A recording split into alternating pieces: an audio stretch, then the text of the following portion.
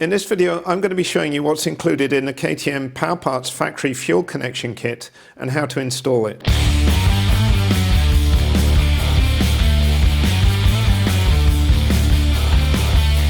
A couple of weeks ago, I made a video showing my friend Dan's 2020 T250i broken fuel connection.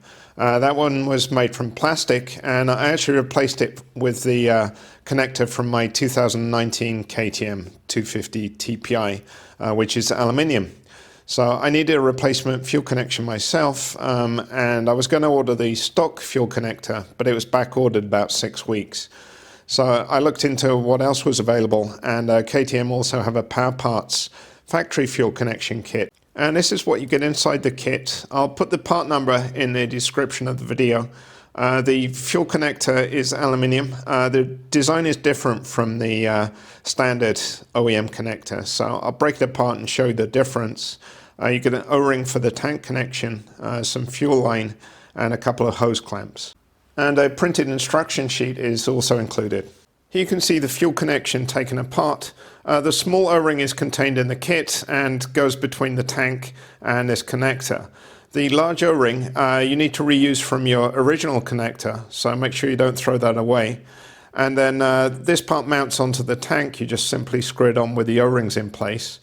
And then the hose connection goes onto here, and you secure it using this nut. Okay, you can see the bottom of the tank here, and as you can see, I've removed the original connector already, and the instructions say to remove the O-ring from here.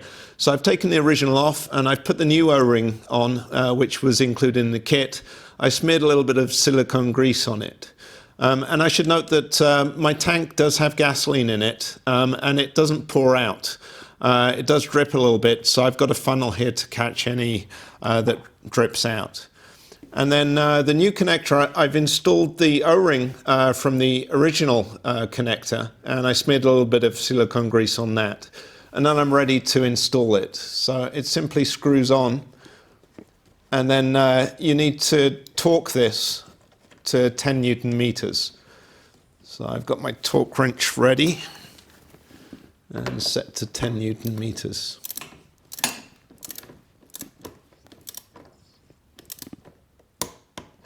Okay. Then you can go ahead and put the hose connection on and the nut to secure it. This also needs to be torqued, but you should align it correctly before torquing it. So I'm just going to put it on loosely so it can turn around. Okay, so next I'm going to install the fuel hose, and you can see I'm using the original pre-shaped fuel hose that came with the bike, and I'm also going to use a Oetiker Stepless ear clamp, 15.7mm size, rather than this type of clamp which was included in the kit. I think the Oetiker clamps are much more secure and reliable. So I'm just going to push on the hose and position it correctly. Okay, so once you've checked the hose is not under stress and is positioned nicely, I'm going to remove it and secure the stepless ear clamp. And I'm using the pliers supplied in my stepless ear clamp kit. They're actually made by Knipex, and they work really well on these clips. So just be careful to align it correctly and then just squeeze. Make sure it's secure. And that looks good. Okay, so I've reinstalled the fuel line onto the quick disconnect. And before you reinstall this, make sure both the upper and lower O-rings are in place. And then you can just slide it on and then use the nut provided. Carefully thread it on. And then get the hose in the correct position so there's no stress on it.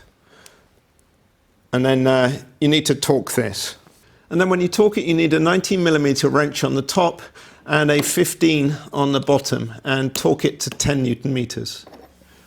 And that's the installation complete. And the last step is to start the bike up and check for any leaks.